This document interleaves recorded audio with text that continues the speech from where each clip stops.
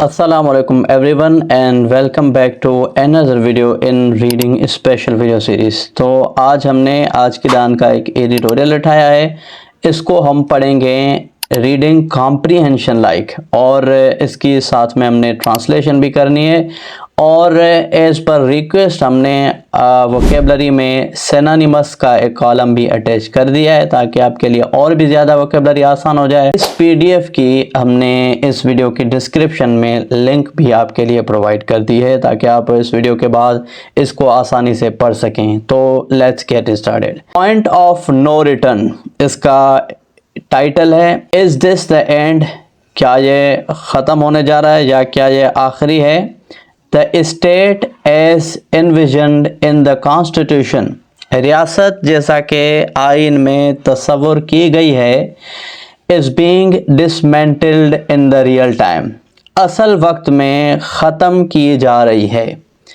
The government has made it clear, government ने यानी हुकूमत ने यह वाज़े कर दिया है कि it will not accept or implement a ruling issued by the full bench of the Supreme Court, ये सुप्रीम कोर्ट की फुल बेंच की तरफ से जारी करदा फैसला उसको ये कबूल नहीं करेंगे।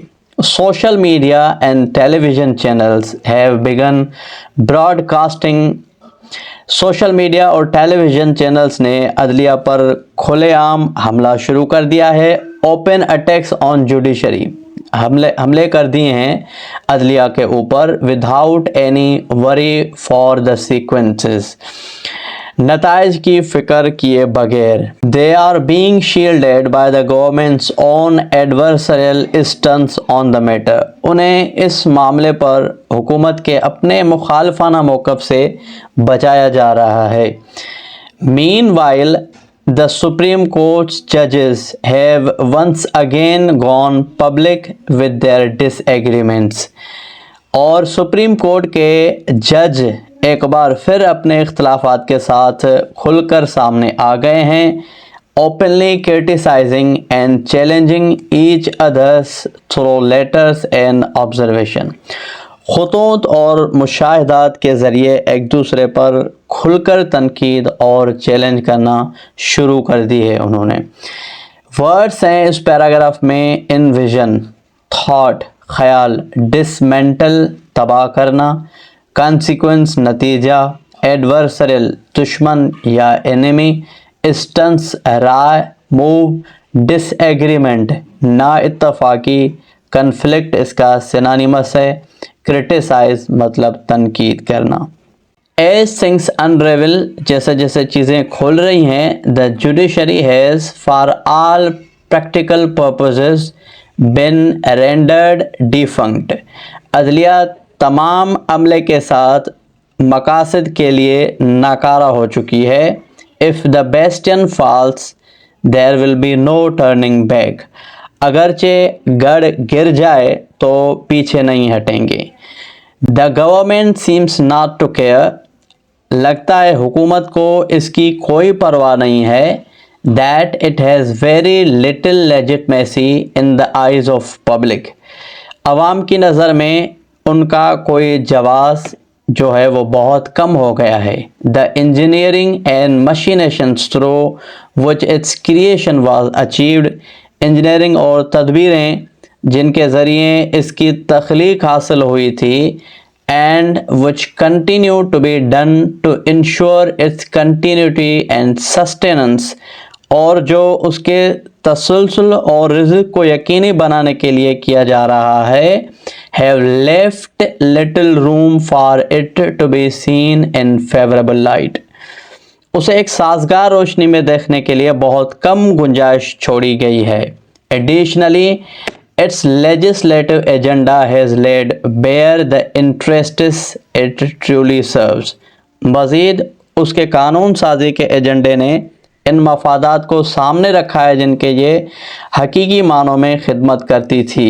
Meanwhile the parliament has demeaned itself, और जबकि पार्लियामेंट ने खुद को खुद ही बदनाम किया है। by allowing itself to be used to uproot the established division of power, खुद को ताकत की कायम तकसीम करने की जड़ से उखाड़ फेंकने के लिए इस्तेमाल करने की इजाज़त देकर। Law makers continue to remind us that, कानून साज हमें ये याद दिलाते हैं कि पार्लियामेंट इज सुप्रीम, पार्लियामेंट की बालादस्ती है वो सुप्रीम है। As if merely repeating the phrase, जबकि ये ऐसा लग रहा है कि ये एक फुकरा है जो बार बार इस्तेमाल किया जा रहा है। एड नाजियम, नोजियम या नाजियम जैसे प्रोनाउंस करें आप, नोजियम ही बेहतर लग रहा है। इसका मतलब है बार बार किसी चीज़ को दोहराना। Will confer supremacy upon it, जैसे इस पर बालादस्ती अता की गई है। वर्ड्स हैं अनरेवल मतलब तोड़ना, रेंडर अदायगी, डिफंक्ट मतलब मुर्दा, बेस्चन मतलब बुर्ज, सस्टेनेंस मतलब परवरिश, बेयर मतलब नंगा, डिमेन का मतलब है ख्वार या बदनाम करना, मैरिली का मतलब है फ़कत, नोजियम का मतलब है मुसलसल, कन्फर का मतलब है मशवरा या advice. The truth is that, सच ये है कि they are almost ready to serve the country on platter to forces, वो अफवाज के सामने एक थाली पर मुल्क को रखने के लिए तैयार हैं। that have no patience for democracy और parliamentary niceties and procedure, जिनको जमहूरियत या पार्लियामानी खूबियों और तरीक़ेकार के लिए कोई सब्र नहीं है। to top it all off, इस सब को ख़त्म करने के लिए the main opposition party remains so obsessed with its leadership's troubles, जो एक हस्ब इख्तलाफ पार्टी है, जमात है, वो भी अपनी क़यादत की मुश्किलात में इस तरह जुनूनी हो गई है that it has found little time to connect with ordinary citizen, उनके पास आम शहरियों से जुड़ने के लिए बहुत कम वक्त है। many of whom have been looking to it to give voice to their struggle, बहुत से अपनी जदोजहद को आवाज़ देने के लिए इसकी तरफ देख रहे हैं। It is within this context, ये इसी तनाजुर में है that the public had looked to the Supreme Court, public ने, अवाम ने सुप्रीम कोर्ट की तरफ देखा था to act as final arbiter in one of the key politico-legal disputes of our time, हमारे वक्त की अहम सियासी कानूनी तनाज़ात में उसे एक हतमी सालसी के तौर पर काम करना था। A full court was called to hear the matter, मामले की समाअत के लिए फुल कोर्ट को बुलाया गया था।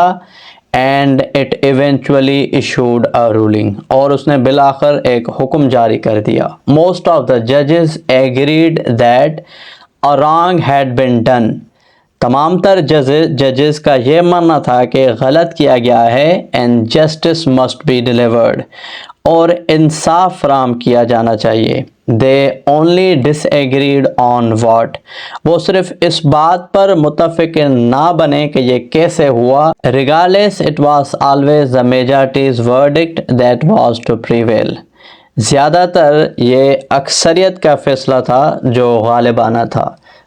इन पैराग्राफ में कुछ वर्ड्स हैं। प्लेटर, पॉट एक बर्तन को कहा जाता है। नाइस टीज का मतलब है पुरकशिश, अट्रैक्टिव। ऑल ऑफ ये फ्रेज है, इसका मतलब है ख़त्म करना, सब कुछ ख़त्म करना। ऑब्सेस्ड का मतलब है माइल होना। आर्बिटर जज को कहा जाता है। रूलिंग मतलब फैसला। प्रिवेल का मतलब है गालिब आना। वर्डिक्ट का मतलब है फैसला। Now no matter where he personally stood on the matter, अब इस बात से कोई फ़र्क नहीं पड़ रहा कि वो ज़ाती तौर पर इस मामले पर कहाँ खड़े, यानी चीफ जस्टिस ऑफ पाकिस्तान इनको ये डायरेक्शन दे रहे हैं। It is the chief justice responsibility to ensure his institution and its edicts respect, ये चीफ जस्टिस की ज़िम्मेदारी है कि वो अपने इदारे और उसके अहकामात को एहतरामन एक दर्जा प्रोवाइड करे। He should be wary that his public disagreements with other judges are being used as ammunition by the government.